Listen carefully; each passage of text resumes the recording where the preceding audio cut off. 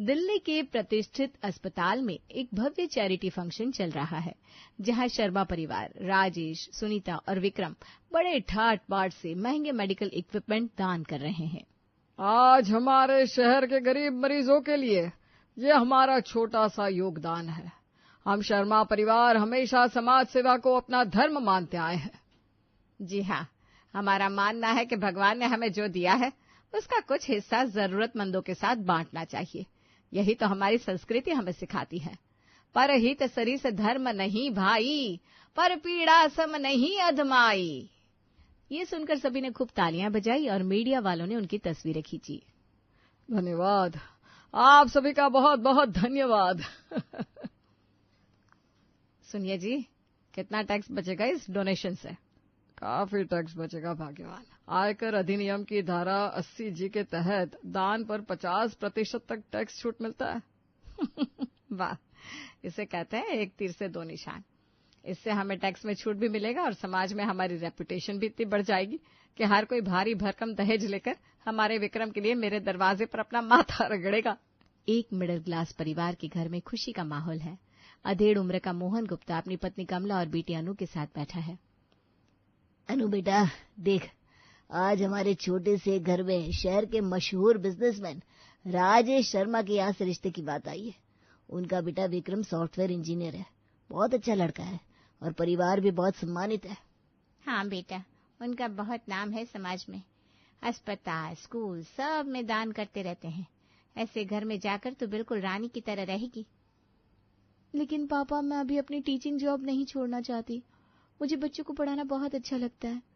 अरे तो वो कौन से तुझसे जॉब छोड़ने को कह रहे हैं बेटा?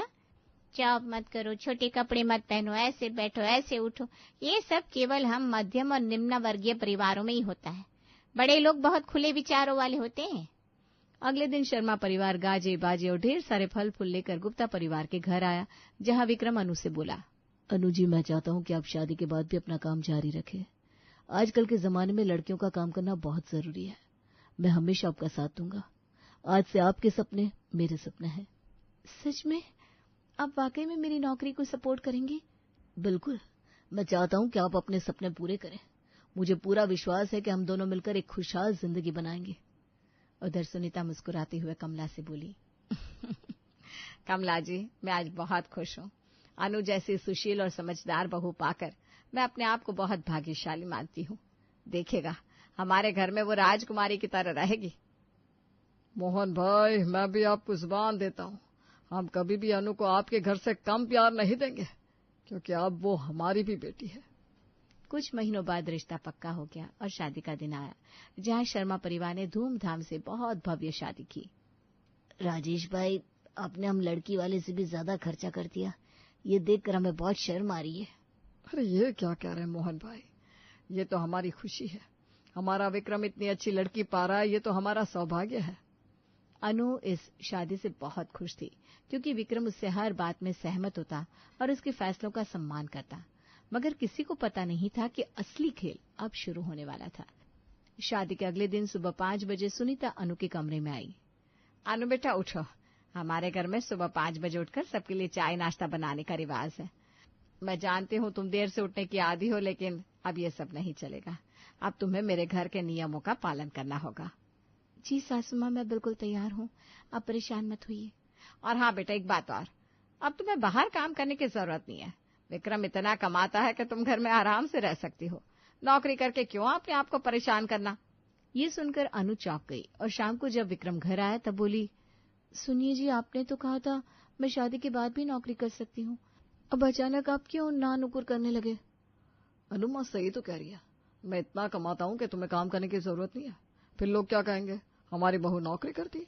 इससे तो समाज में हमारी यही इमेज बनेगी कि हम तुम्हें पैसों के लिए काम पर भेजते हैं। लेकिन तुमने तो कहा था। चलता हूँ मैं, मुझे ऑफिस के लिए लेट हो रहा है। कैसी है बिटिया रानी? माँ, मैं यहाँ बिल्कुल ठीक हूँ। आज काम पर नहीं गई? मैंने नौकरी छोड़ दी है माँ, घर वाले मना कर रहे थे।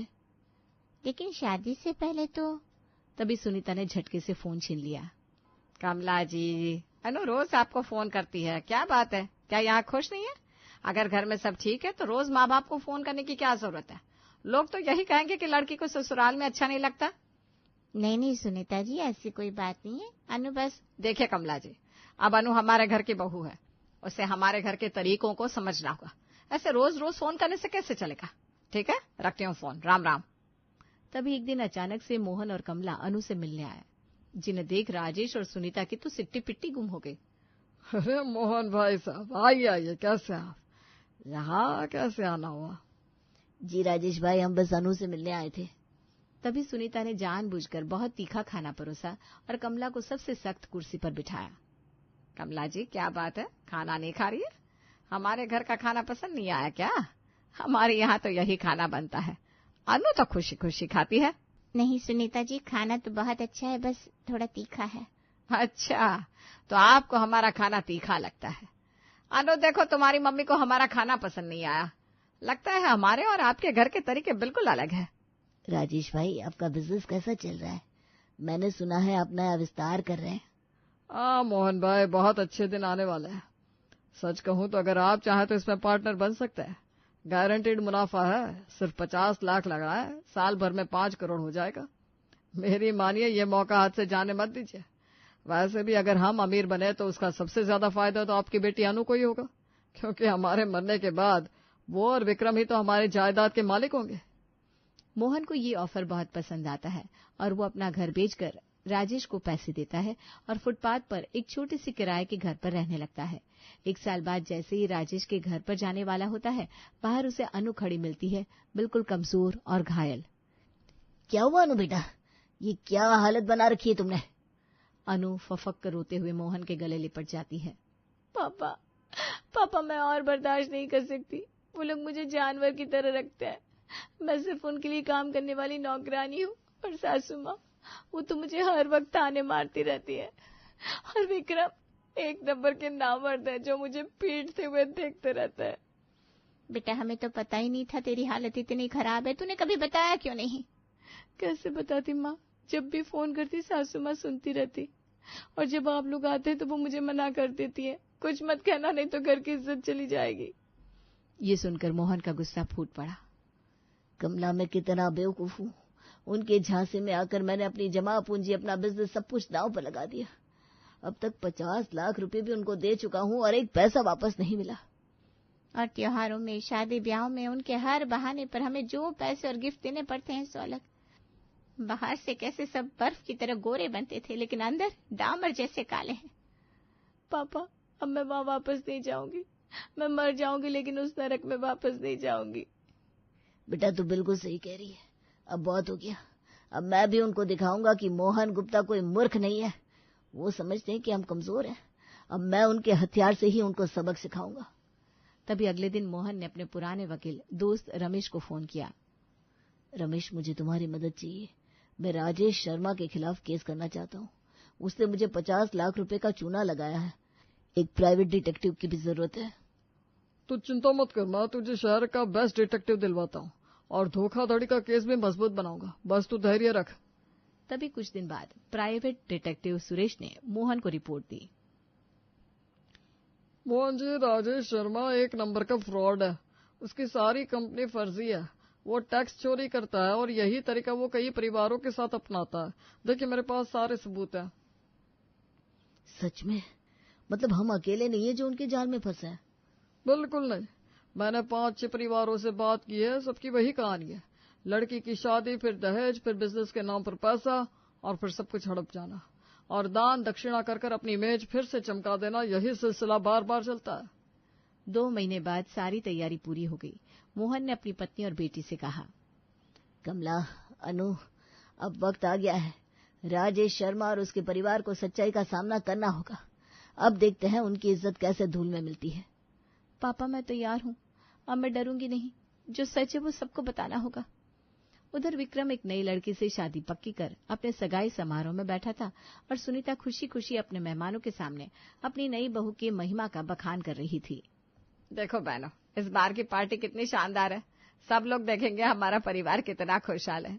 और मेरी होने वाली नई बहू तो उस अनु से भी ज्यादा सुंदर है। इसके पिता ने तो हमें 1 करोड़ का दहेज दिया है भाई। तभी अचानक दरवाजे पर जोर से दस्तक हुई और इनकम टैक्स के अधिकारी अंदर आए। राजेश शर्मा जी, आपके बिजनेस की जांच के लिए आए हैं। आपके खिलाफ टैक्स चोरी और धोखाधड़ी की शिकायत आई है। क्या? ये क्या मजाक है? मैं राजेश शर्मा हूँ, इस शहर का सबसे इज्जतदार व्यापारी। आप लोग गलत घर आ गए। जी नहीं सर, हमारे पास सभी सबूत है। आपकी फर्जी कंपनी, झूठे बिल, सब कुछ। चलिए हमारे साथ। ये सब झूठ है सर। कोई हमारे खिलाफ साजिश कर रहा है। हम तो भले लोग हैं, दान पुण्य भी करते हैं। टीवी पर आपने देखा नहीं क्या? ये सब दलील अदालत में दीजिएगा, जहाँ आपकी बहू आपका इंतजार कर रही है। अगले दिन अदालत में जज साहब ने अनु से पूछा, अनु, आप अपनी पूरी कहानी कोर्ट को बताइए। क्या सच में आपके साथ दुर्व्यवहार हुआ है? जी हाँ जज साहब, इन लोगों ने मेरी और मेरे परिवार की जिंदगी बर्बाद कर दी। शादी से पहले ये बहुत अच्छे थे, लेकिन शादी के बाद इन्होंने मुझे गुलाम बना दिया, मेरी नौकरी छुड़वाई, मेरे माँ बाप से पैसे ऐंठे और मुझे मानसिक रूप से प्रताड़ित किया। तभी मोहन ने भी अदालत में सभी सबूत पेश किए, जिसे देख विक्रम घबराते हुए बोला, माँ अब क्या होगा? मेरी नौकरी भी चली गई है।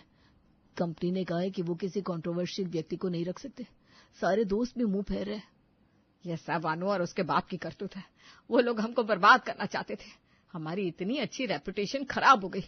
उस अनु की बच्ची को तो मैं छोड़ूंगी नहीं। जैसे पहले की 5 बहू को ठिकाने लगाया, वैसे ही इसको भी लगा दूंगी। तभी प्राइवेट डिटेक्टिव सुरेश पीछे से टपक पड़ा। मैंने आपकी सारी बातें रिकॉर्ड कर ली है माता जी। अब तो आपको जेल में चक्की पीसिंग करने से कोई नहीं रोक सकता। तभी 1 महीने बाद कोर्ट का फैसला आया। राजेश शर्मा, आपके परिवार ने अनु गुप्ता और उसके परिवार के साथ छल किया है। आपको अनु को 50 लाख रुपए मुआवजा देना होगा और गुप्ता परिवार के सारे पैसे भी वापस करने होंगे। साथ ही आप पर आपराधिक मुकदमा भी चलेगा। आखिरकार सत्य की जीत हुई और पूरे शर्मा परिवार को सलाखों के पीछे डाल दिया गया। वहीं अनु फिर से स्कूल में पढ़ाने लगी, जहां वो अब पहले से भी ज्यादा मजबूत और खुश थी और अंकित नाम के एक अच्छे लड़के के साथ शादी कर हंसी खुशी से रहने लगी।